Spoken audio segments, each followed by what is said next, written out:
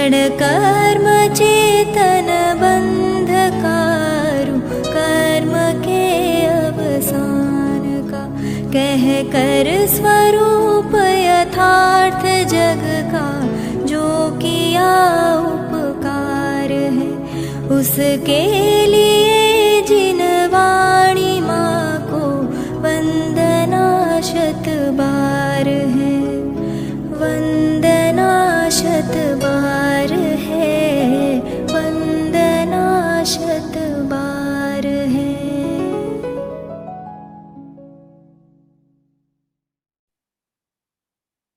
ओम नमः सदेभ्यः, ओम नमः सदेभ्यः, ओम नमः सदेभ्यः।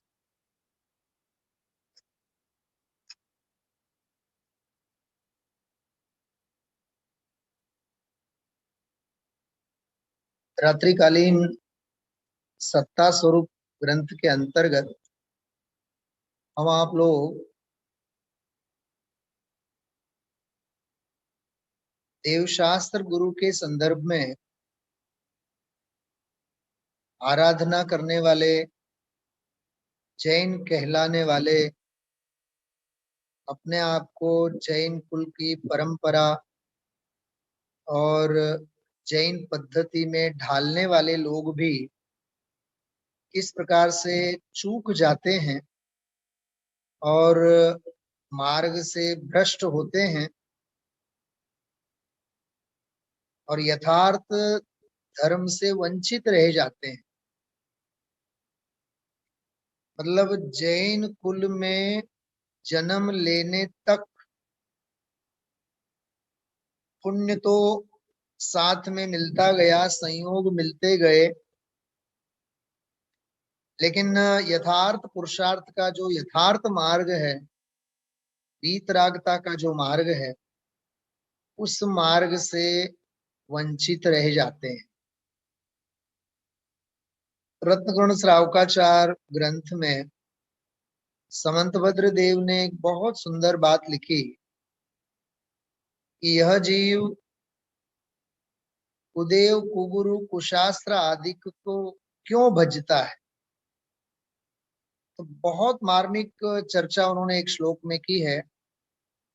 भयाशास्नेह लोभाच्च कुदेवा गमलिंगिना। भय, आशा और लोभ, भयाशा स्नेह लोभाच्च, भय, आशा, स्नेह और लोभ, चार कारण दिए। भय, आशा, स्नेह और लोभ, भय, आशा, स्नेह और लोभ, इन चार कारणों से यह जीव कुदेव आदि को भजता है। या तो इसको भय है, मेरा क्या होगा, मेरे सांसारिक जीवन का क्या होगा, मेरे बच्चों का क्या होगा, परिवार का क्या होगा। मतलब लौकिक, यह लौकिक भय से आतंकित होता है जीव, आक्रांत होता है। इसलिए इसे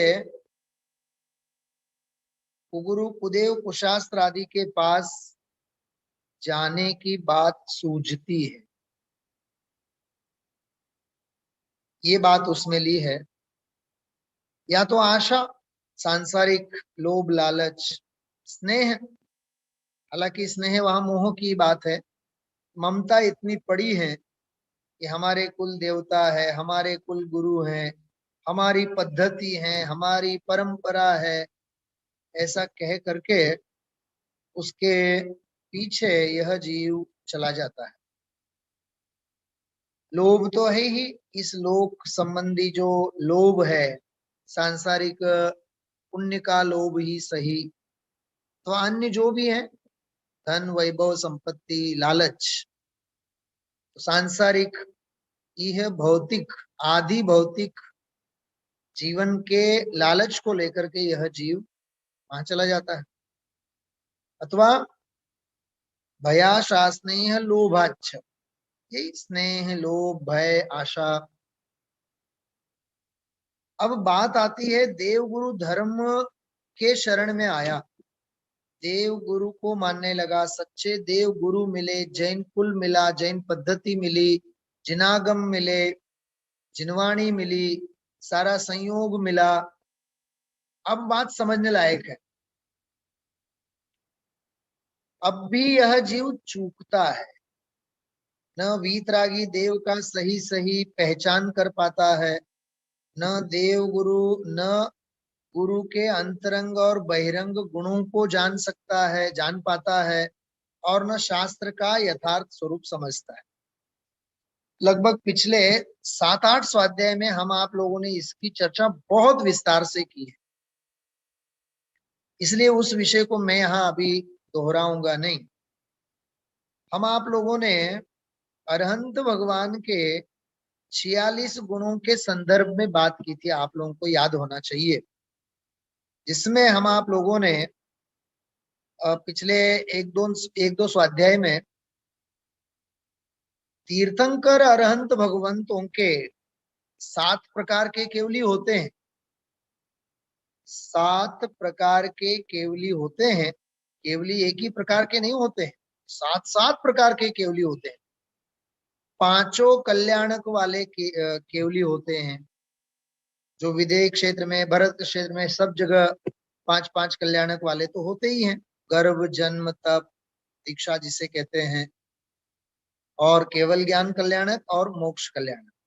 5 कल्याणक जिनके जीवन में होते हों, ऐसे वे 5 कल्याणक वाले तीर्थंकर कहलाते हैं। तीर्थंकर अरहंत केवली, केवली कहलाते हैं, बराबर। आगे 3 कल्याणक वाले होते हैं। 3 कल्याणक कैसे? कि गर्भ भी सर्व सामान्य मनुष्य के रूप में ही हुआ, माँ के गर्भ से सामान्य रूप से जन्म लिया, और गर्भ में भी सर्व सामान्य रूप से आए, और जन्म भी सर्व सामान्य रूप से। गर्भ और जन्म सर्व सामान्य लोगों की तरह हुआ, मतलब हम आप जैसे गृहस्थों का जैसा माँ के गर्भ में प्रवेश होता है और सहज ही जन्म कैसे होता है, ऐसे सहज। लेकिन उनका जीवन इतना पवित्र हो गया कि उस पवित्र त्याग में, वैराग्य में, तत्व ज्ञान में, संस्कार में इतना पवित्र जीवन होता है कि वे त्याग, वैराग्य, संयम आदि का ग्रहण करते करते करते करते करते करते श्रावकों के 12 व्रतों का पालन करने लगते हैं, और उस श्रावक दशा के पालन के साथ साथ ही उनको सम्यक्त्व के साथ तीर्थंकर प्रकृति का बंध प्रारंभ हो जाता है। देखिए, उससे पहले नहीं, मतलब जन्म और गर्भ के समय तो नहीं हुआ, समझो सर्व सामान्य गर्भ और जन्म हुए, लेकिन दीक्षा लेने से पहले सम्यक दृष्टि हुए गृहस्थ अवस्था में, और दीक्षा लेने से पहले उन्हें तीर्थंकर प्रकृति बंधने लगी, और तीर्थंकर प्रकृति बंधने लगी तो उस तीर्थंकर प्रकृति के साथ साथ ही उसका उदय भी उसी भव में उन्हें आया। और दीक्षा कल्याणक मनाने के लिए स्वर्ग के देव ऐसे आते हैं, और वे फिर उनके दीक्षा कल्याणक को संपन्न करके फिर आगे की जो क्रिया है वो करते हैं। तो दीक्षा कल्याणक जो तीर्थंकरों का होता है, 5 कल्याणकों वाले तीर्थंकरों का होता है, ऐसे ही दीक्षा कल्याणक भी उनका हो जा सकता है।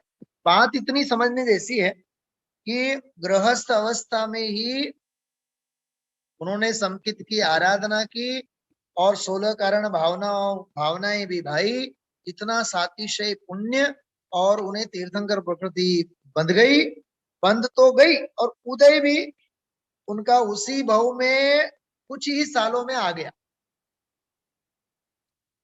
दीक्षा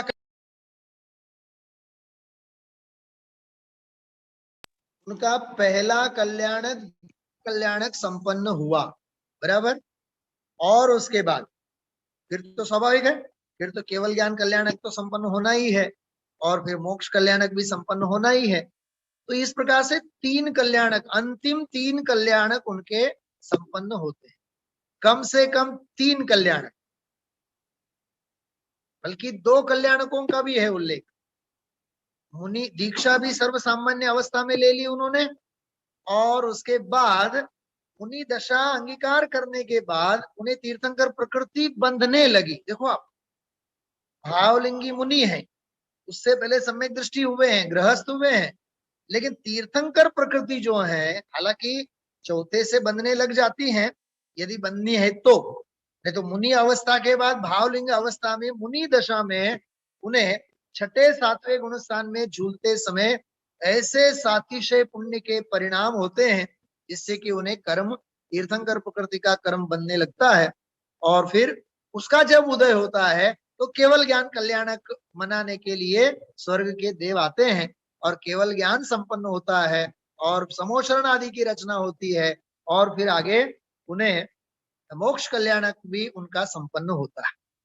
देखो, गर्भ भी सामान्य, जन्म भी सामान्य, दीक्षा भी सामान्य हुई, और फिर अब जाकर के उनका केवल ज्ञान कल्याणक। हाँ, तो आप कल्पना कीजिए, ये क्या गजब की चर्चा है कि ऐसा कैसे हो सकता है कि जिनके जीवन में इस प्रकार से भी हो सकता है। ये सब परिणामों की विचित्रता है। कोई जीव तो स्वर्ग से ही तीर्थंकर प्रकृति लेके आता है, कोई जीव तो स्वर्ग से ही, जैसे सर्वा सिद्धि में है, 16वें स्वर्ग में है, वहीं से तीर्थंकर प्रकृति लेके आता है। और माँ के गर्भ में आने के कई महीनों पहले, 6 महीने पहले, माँ के गर्भ में आने के 6 महीने पहले से ही असंख्यात देव माँ की कोख को साफ करने आते हैं, स्वच्छ करने आते हैं, रत्न कुक्षी बनाते हैं। कैसा सातिशय पुण्य का उदय है। वो तीर्थंकर प्रकृति का उदय नहीं है, याद रखना आप, वो तीर्थंकर प्रकृति का उदय नहीं है। तीर्थंकर प्रकृति का उदय तो 13वें गुण स्थान में होगा। क्या कहा, ये लिख के रखना, यदि दिमाग में नहीं हो तो, यदि ख्याल में नहीं हो तो ये पॉइंट तो जरूर लिख के रखना कि तीर्थंकर प्रकृति का उदय तो सीधा 13वें गुण स्थान में ही होता है। 13वें गुण स्थान से पहले तीर्थंकर प्रकृति का उदय नहीं होता है। सुन रहे हैं सभी आप लोग, समझ में आ रही बात आप लोगों को? भगवान की वाणी खिरने के साथ ही वो तीर्थंकर कहलाते हैं, उससे पहले नहीं। तीर्थंकर प्रकृति का उदय उससे पहले नहीं होता है, चाहे वो गर्भ कल्याणक भी हो, जन्म कल्याणक भी हो, दीक्षा कल्याणक भी हो, वो तीर्थंकर प्रकृति का उदय नहीं है। आप સૌને પૂછું છું ફરીથી સમજાય છે? કેવળ જ્ઞાન કલ્યાણક સાથે જ તીર્થંકર પ્રકૃતિનો ઉદય હોય છે જ્યારે એમની વાણી ખરે છે। इसलिए कम से कम 2 तीर्थंकर, 2 कल्याणक, केवल ज्ञान कल्याणक और मोक्ष कल्याणक।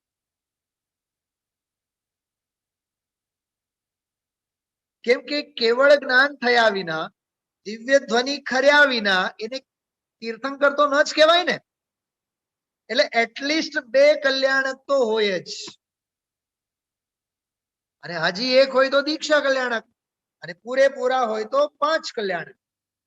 तो ये 5 कल्याणक वाले, 3 कल्याणक वाले और 2 कल्याणक वाले, 3 कल्याणक और 2 कल्याणक वाले तीर्थंकर विदेह क्षेत्र में हुआ करते हैं। भरत क्षेत्र में तो 5 कल्याणक वाले ही होते हैं। देखो वहां महाविदेह क्षेत्र, फिर भी ऐसे हीन पुण्यशाली होते हैं, सामान्य गर्भ हुआ, सामान्य जन्म हुआ, और दीक्षा, केवल और मोक्ष तीनों कल्याणक हो गए, अथवा गर्भ और जन्म के साथ सामान्य दीक्षा भी हुई।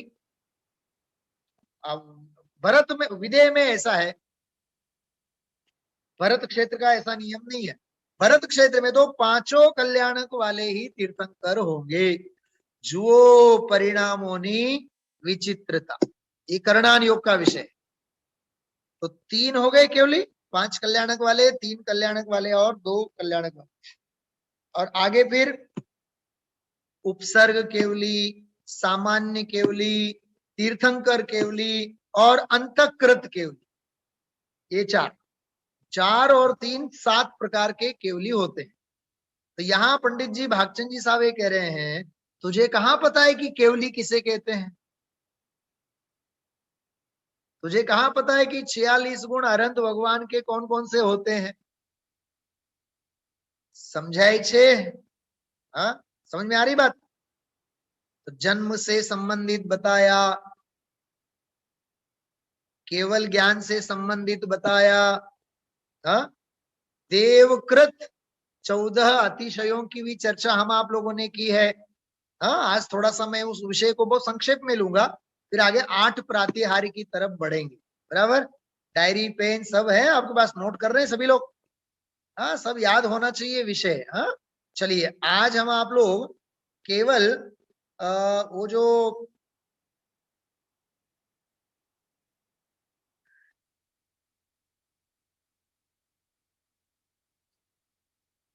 जो विशेष जो परिसर कहे हैं, उन परिसरों की तरफ बढ़ते हैं और फिर आगे हम आप लोग चर्चा करते हैं आगे प्रातिहार्यों से संबंधित।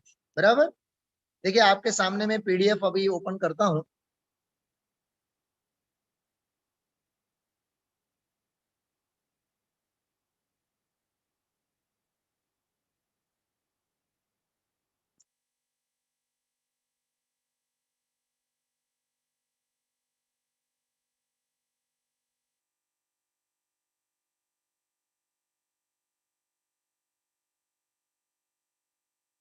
देखिए, देवकृत अतिशय, ये 14 अतिशय, इसमें अर्धमागधी भाषा, बरोबर, सर्व जीवों के साथ मैत्री भाव, 6 ऋतुओं के फल फूल, दर्पण के समान स्वच्छ भूमि, सुगंधित पवन, बराबर, सर्व आनंद कारक अतिशय, सभी आनंदित आनंदित आनंदित होते हैं, कहीं कोई क्लेश नहीं, ताप नहीं, ऐसा।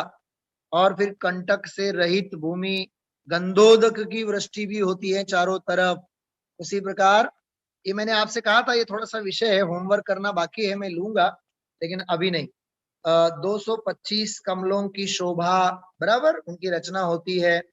और निर्मल गगन अतिशय, गगन भी स्वच्छ साफ होता है, बराबर, सभी दिशाएं निर्मल होती हैं। जय जय शब्दों, शब्दों का भी अतिशय वहां देखा जाता है, जैसे हम लोग जय जिनेन्द्र कहते हैं, चारों तरफ चारों दिशाएं मानो गूंज उठती है। उसी प्रकार धर्म चक्र, उसका भी अतिशय जिनवाणी में बहुत आता है। और अष्टमंगल द्रव्य।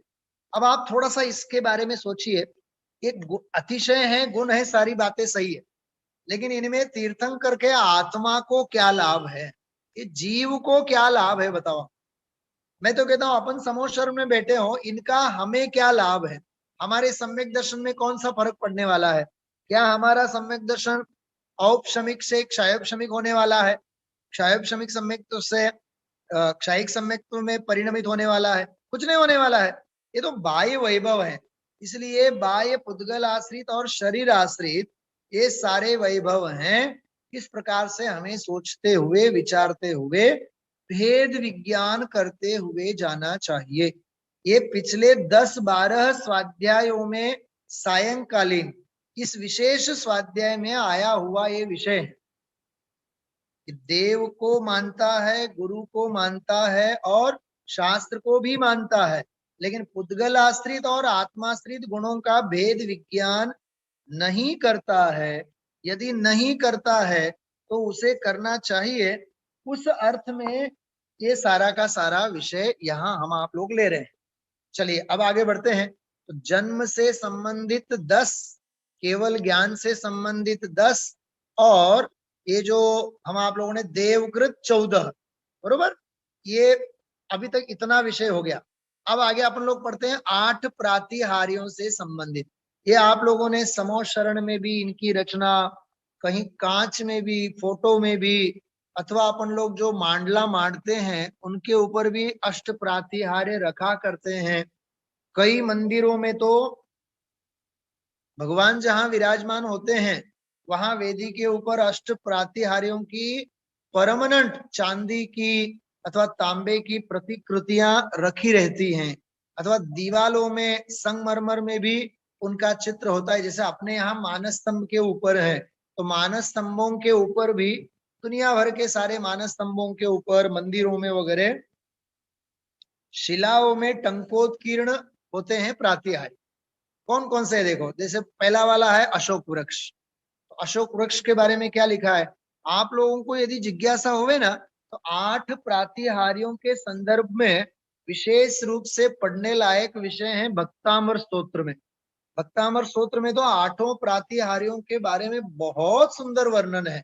और भक्तामर के साथ साथ अन्य भी स्तोत्र काव्य जो होते हैं, उन स्तोत्र काव्यों में जैसे कि कल्याण मंदिर स्तोत्र है, उस कल्याण मंदिर स्तोत्र में भी इनका बहुत सुंदर वर्णन आता है, सभी मतलब अशोक वृक्ष आदि का सबका। जैसे भक्तामर स्तोत्र में आप लोग 28 नंबर के श्लोक से देख सकते हैं। 28 नंबर का श्लोक है, उसमें आप लोगों को यदि याद हो, उच्चैरशोक तरु संसृत मुन्मयूख मा भाति रूपममलं भवतो नितान्तम् स्पष्टोल्लसत्किरणमस्ततमोवितानम् बिम्बं रवेरिव पयोधर पार्श्ववर्ती। ये अशोक वृक्ष के बारे में है। उसके बाद फिर सिंहासन है, फिर चामर है, छत्र है, बराबर। इस प्रकार से देवदुन्दुभी है। ये 8 प्रातिहार्यों की क्रमशः चर्चा आती है भक्तामर स्तोत्र के अंतर्गत। उन्हीं ग्रंथों के आधार से भाव लेकर के पवैया जी ने इसका भावानुवाद किया है। देखो, जिनवर प्रभु के पीछे, जिनवर प्रभु के पीछे प्रधान है तरु अशोक शोभायमान। जिनेन्द्र भगवंत की प्रतिमा जो होती है, जिन प्रतिमा जहां विराजमान होती है, अथवा साक्षात तीर्थंकर समोशरण में जहां विराजमान होते हैं, वहां उनके पीछे अशोक वृक्ष होता है, बराबर। तो अशोक वृक्ष, और इसमें दूसरा प्रातिहार्य भी लिया पुष्प वृष्टि। हाँ, पुष्प वृष्टि हुआ करती है आकाश में से। ये केवल याद रखिए, तीर्थंकर समोशरण में जब विराजमान होते हैं तभी पुष्प वृष्टि होती है ऐसा नहीं, तब तो होती ही होती है। लेकिन तीर्थंकर का जीव जब मुनि अवस्था में, जब किसी राजा आदि के वहां जो आहार दान लेते हैं, आहार ग्रहण करते हैं, तब भी पंचाश्चर्य होते हैं, उनमें भी पुष्प वृष्टि वगैरह होती है। एक सातिशय माना जाता है। ये 2 हो गए, अशोक वृक्ष, पुष्प वृष्टि।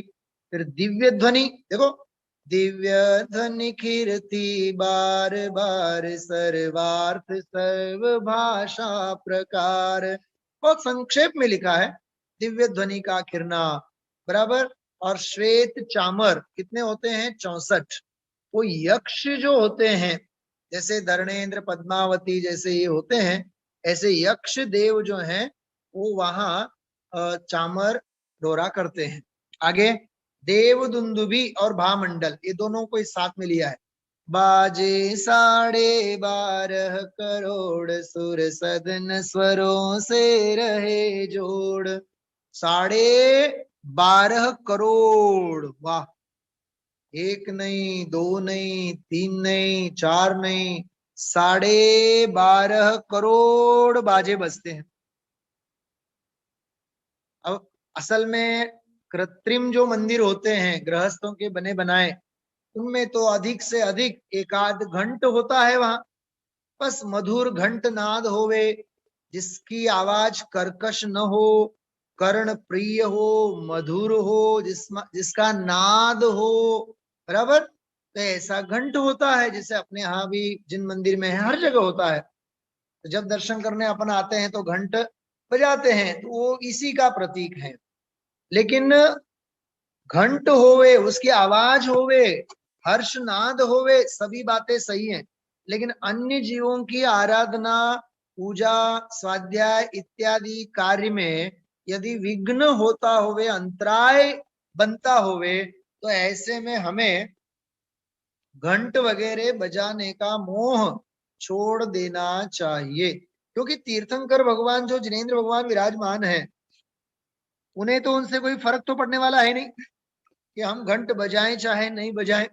कोई भक्ति कम तो नहीं आकी जाती ना उससे। तो इसलिए थोड़ा सा स्वयं अनुशासित होना चाहिए हमें। जैसे मंदिर में समझ लीजिए पूजा हो रही है और पूजा के समय अपन शांति से अर्थ कर रहे हैं अथवा पाठ बोल रहे हैं, सभी भाई बहन तन्मय हो करके एक साथ, और आधी पूजा हुई, आधा घंटे की हुई, पौन घंटे की हुई, अंत में 15 20 25 मिनट के लिए समझ लीजिए तो नमोकार मंत्र जब अपन बोल रहे होते हैं, अंत में कायोत्सर्ग की मुद्रा में सारी सभा मंदिर में जब वहां विराजमान है, सारे लोग वहां हैं, और उस समय कोई भी दर्शन करने आ जाए और वो जोर जोर से घंट बजाएं, तो ये सच में एक प्रकार का अविवेक कहलाएगा, क्योंकि वहां सैकड़ों लोगों की आराधना में हम अंतराय का काम कर रहे हैं। बोलो, घंट बजाने के संदर्भ में भी हम आप लोगों को नीति नियमों का कितना पालन करना चाहिए, तो ये थोड़ा सा समझने जैसा है। उसको बोलते हैं देव दुंदुभी।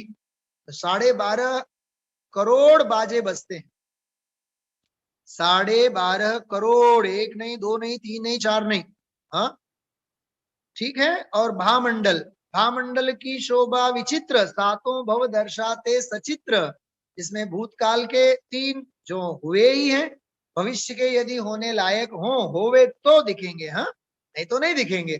थोड़ी सी अपन चर्चा और भी करेंगे अभी।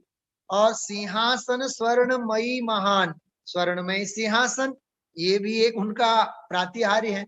लेकिन जिनेंद्र भगवान कहाँ सिंहासन के ऊपर विराजमान होते हैं? सोचो तो सही आप, अपन लोग चांदी का बनवा लेते हैं, सोने का बनवा लेते हैं, कई लोग तो सोने का सिंहासन परमानेंट 365 दिन वहां रखते हैं।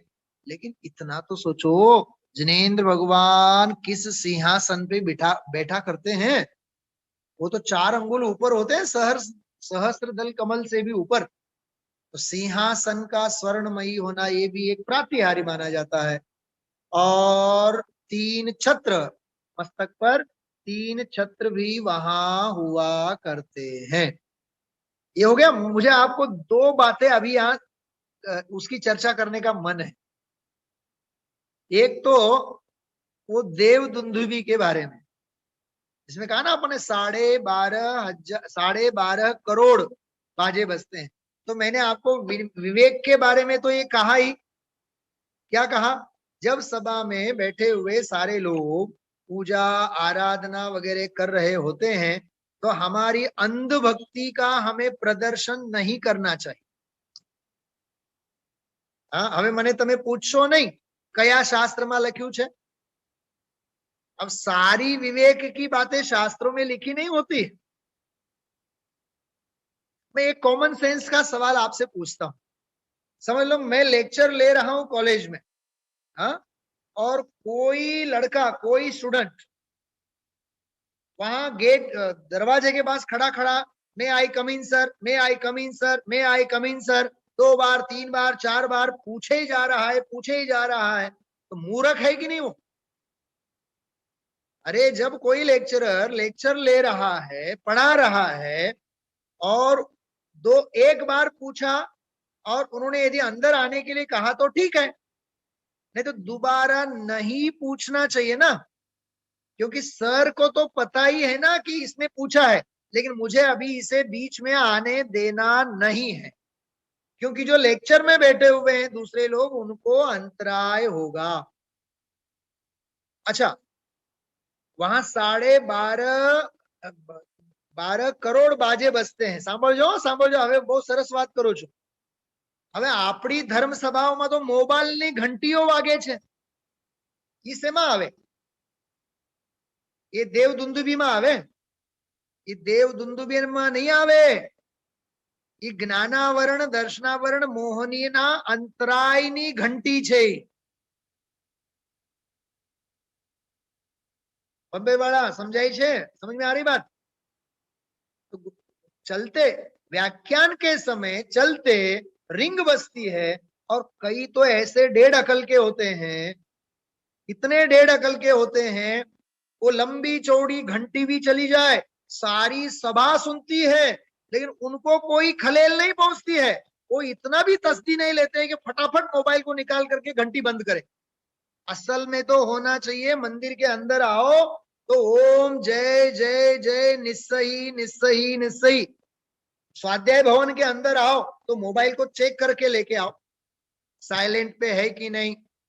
हाँ, घंटी पे रखोगे, बेल पे रखोगे, रिंग रिंग मोड के ऊपर रखोगे तो सारी सभा डिस्टर्ब होगी, और वाइब्रेशन मोड के ऊपर रखोगे तो तुम खुद डिस्टर्ब होगे। तो साइलेंट मोड पे रखो ना, क्या दिक्कत है। वहां साक्षात समोशरण में करोड़ों बाजे बजते हैं, हमारे मोबाइल की घंटी बजती है। कितना अनर्थ का हम आप लोग काम कर रहे हैं, आप सोच नहीं सकते।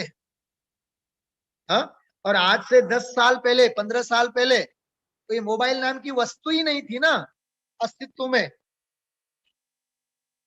तब भी हमारा जीवन तो चलता ही था कि नहीं। ये मेरी मजबूरी है कि मैं मोबाइल यहाँ लेके आता हूं, आना पड़ता है विद्वान को भी। झूमम शरणम गच्छामि, गूगलम शरणम गच्छामि। हाँ, मैं तो सच बोलता हूं, मैं कभी प्रवचन में घड़ी भी नहीं लाता था। अब वो घड़ी कई बार बंद होती है, इसलिए ये घड़ी मुझे लानी पड़ती है हाथ में, अन्यथा मैं पहले से ही स्वाध्याय में कभी भी घड़ी नहीं बांधता। लेकिन परिस्थिति सब सिखा देती है, लेकिन उसमें हमें थोड़ी सी अकल भी यूज करनी चाहिए, थोड़ा सा विनय विवेक की मर्यादा भी हमें ख्याल में रखनी चाहिए। तो बोलो, अच्छा, चलते प्रवचन में रिंग आ जाए तो कई तो महापुरुषार्थी ऐसा होते हैं, वो उठ के खड़े हो जाएंगे, बाहर जाएंगे, चले जाएंगे, बात करेंगे, फिर आएंगे, अंदर में बैठेंगे। तो उन्हें कॉल की कीमत है कि दिव्य ध्वनि की कीमत है?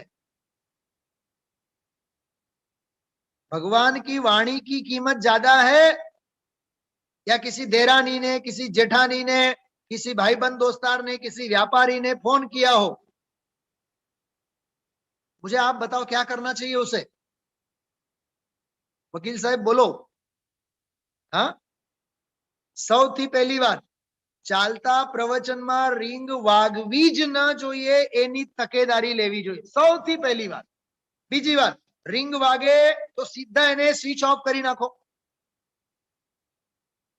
બીજી વાત, ઉભા થઈને વાત કરવાની તો વાત જ નથી, એ તો અતિચાર નથી, એ તો અનાચાર છે। શું क्या कहा मैंने? हाँ चलते प्रवचन में रिंग यदि बजती है तो वो तो अनाचार है। सारी सभा को हमने अंतराय में डाला।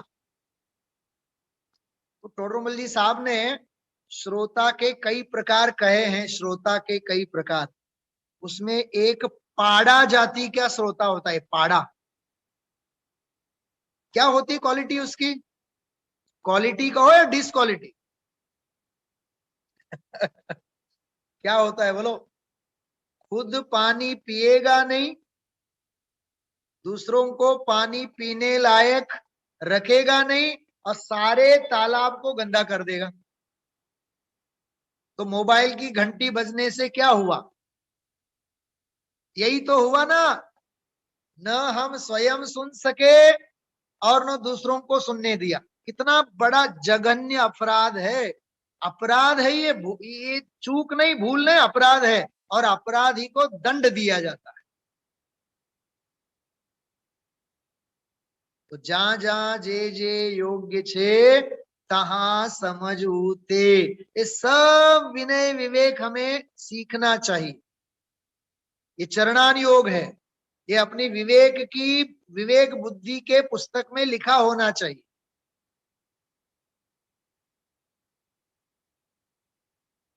समझाय छे? તમે હા પાડો કે ના પાડો, હું તો કહીશ જ, જે છે એ છે વસ્તુ સ્વરૂપ, કોઈના બાપની ક્યાં બીક છે એમાં। हाँ, चलो नेक्स्ट। कई मंदिरों में, पूरे भारत भर के अपने जैन मंदिरों में है, वो बाजे होते हैं ना, 12.5 करोड़ बाजे बजते हैं।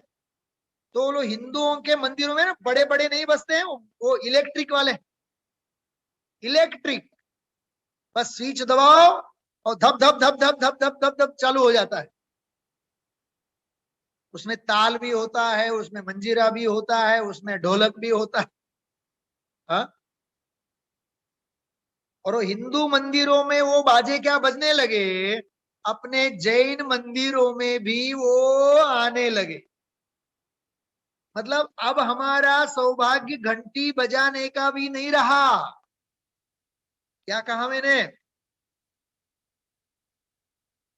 मतलब हमारा घंटी बजाने का भी सौभाग्य को हमने मिटा दिया।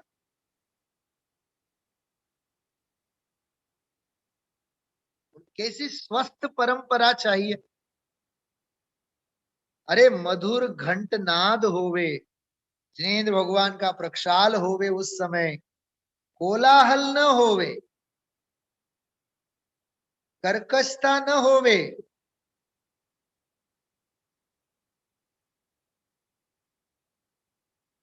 उदक चंदन तंदुल पुष्पक चरु सुदीप सुधूप फलाग्र फलार्य गए। हाँ, कितनी सुंदर बात कही है।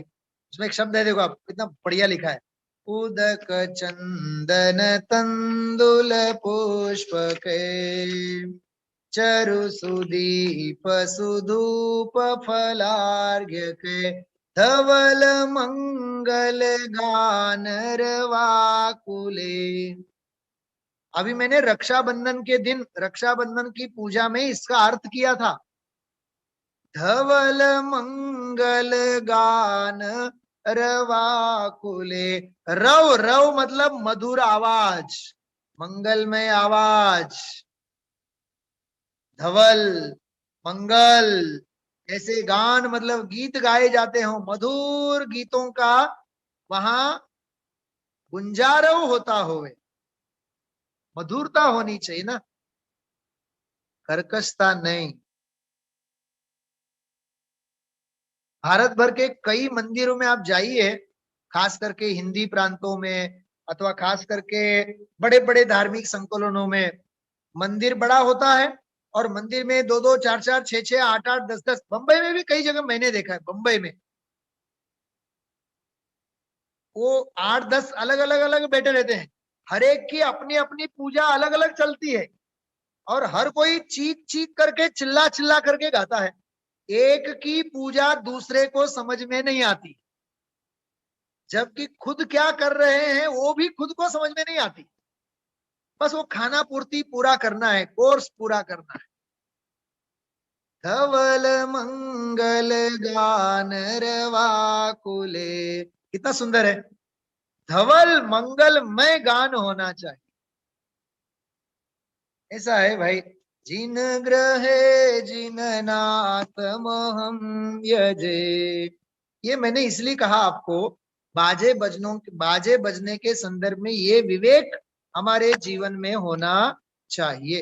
अब ये विवेक भान तो है नहीं, और चले अपन अरहंत भगवान की पूजा करने, तो क्या मतलब है? हाँ, प्रा, आठों प्रातिहार्यों के बारे में सुना, देव दुंदुभी के बारे में सुना, तो अपने जीवन में उस प्रकार का विवेक भी आना चाहिए ना। नहीं तो परंपरा अनर्थ का ही कारण होता है। बराबर। एक तो बात ये, तो इलेक्ट्रिक मशीन वाली भी मैंने बात कही। अब जितना उसमें आपको समझ में आ जाए उतना समझने की कोशिश आप करिए। वकील साहब, बहु जाजू खोलता નથી, नहीं तो माथाकूटो थाय। हाँ, खोलवा जेवुं નથી। अच्छा, सांभळो सांभळो सांभळो हाँ बधाए, कि वो जो भी इलेक्ट्रिक वो बाजा आता है ना, इलेक्ट्रिक का जो आता है, उसमें चमड़ी बमड़ी सब यूज हुई है कि नहीं? तो उसका ख्याल कौन रखेगा? हाँ, ओम जय जय जय जय निस्सही निस्सही निस्सही हमने बोला है, तो कितना विवेक का काम है। हाँ, तो इस प्रकार से हम आप लोगों ने 8 प्रातिहार्यों की चर्चा अभी की है। अब ये भी सब शरीर आश्रित है, संयोग आश्रित है, अभी आत्माश्रित एक भी गुण नहीं आया। जन्म से संबंधित 10, 10 के 10 शरीर संबंधित है। केवल ज्ञान के संदर्भ में भी 10, वो भी बाह्य द्रव्य क्षेत्र काल भाव के संदर्भ में ही थे, बराबर। देवकृत 14 अतिशय, जिनका नाम हम आप लोगों ने पढ़ा आज, उसकी चर्चा भी हम आप लोगों ने की है, वो भी सब संयोग आश्रित है। 8 प्रातिहार्य देखा, ये भी सब बाह्य संयोग ही तो है ना। अब रहे 4, अनंत ज्ञान, अनंत दर्शन, अनंत सुख और अनंत वीर। बस 46 गुणों में ये 4 ही ऐसे हैं जो आत्मा के, जो भगवान के भगवान आत्मा के हैं। क्या कहा मैंने? भगवान के भगवान आत्मा के हैं 4। अब इन 4 का तो कोई अता पता नहीं है, कोई ख्याल नहीं है, तो भगवान की भक्ति होवे तो कैसी होवे। हाँ, चलिए मैं एक छंद आपको सुनाता हूं और फिर विराम लेते हैं। नाटक समय सार का है। जिन प्रतिमा जिन सार की, नमे बनारसी नाताही, जाकी भक्ति प्रभाव सो, कीनो ग्रंथ निवाही। सुनना आप ध्यान से, कितना बढ़िया लिखा है। जाके मुख दर्शसो, भगत के नैननी को, स्थिरता की बानी चढ़े, चंचलता विनसी, मुद्रा देखी केवली की, मुद्रा याद आवे जहा। ये पंक्ति लिख के रखो आप लोग, बहुत काम की वस्तु है। मुद्रा देखी केवली की, मुद्रा याद आवे जहा। हाँ, फिर एक बार बोलो। मुद्रा देखी केवली की, मुद्रा याद आवे जहां।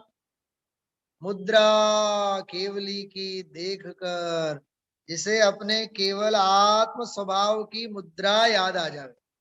मुद्रा देखी केवली की, मुद्रा याद आवे जहां, जाके आगे इंद्र की विभूति दिसे तीनसी। तिनसी मतलब तिनके की भांति, स्वर्ग का वैभव भी जिसे तिनका दिखे। जाको जस जपत प्रकाश जगे हृदय में, सोई शुद्ध मति होई होती जो मलिन सी। कहत बनारसी सुमहिमा प्रगट जाकी, सोहे जिन की छवि सुविद्यमान जिनसी।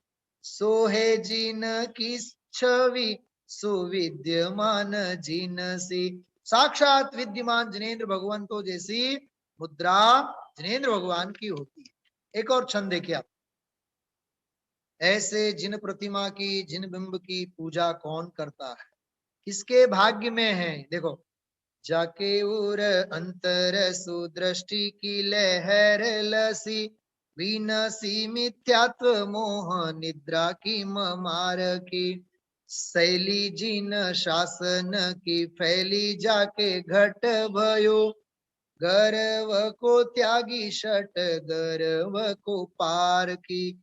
आगम के अक्षर परे हैं जाके श्रवण में, आगम के अक्षर मात्र जिनके कान में पड़े हुए हैं।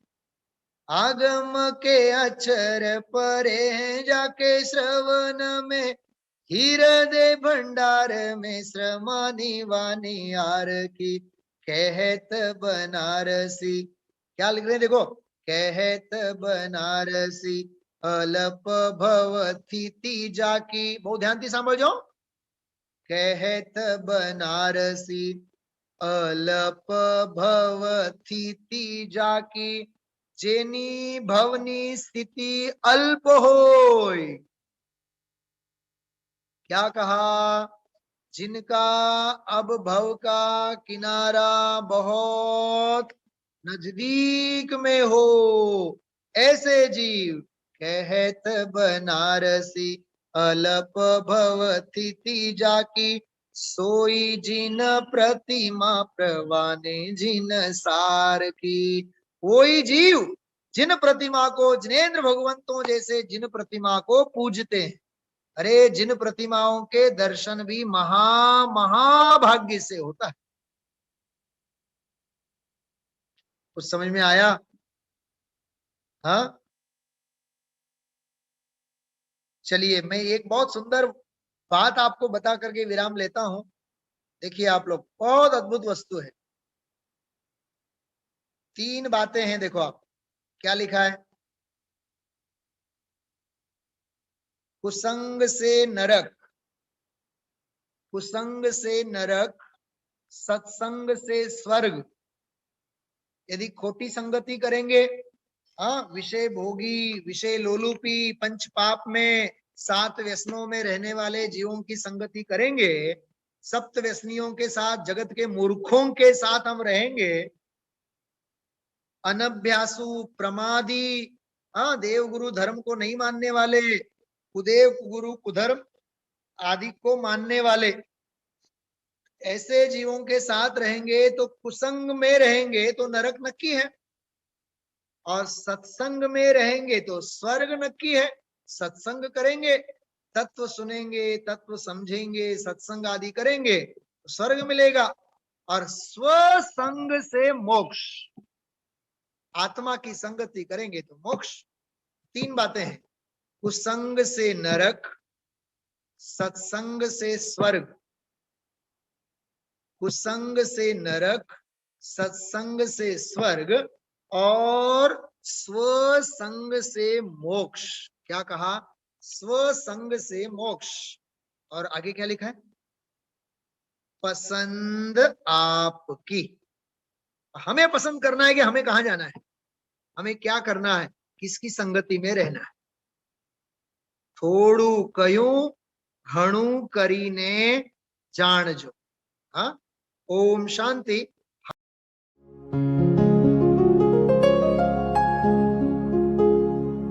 निज निधि निज में बताए, यह अनंत उपकार है उसके लिए जिन वाणी माँ को वंदना शत बार है, वंदना शत बार है, वंदना शत बार है।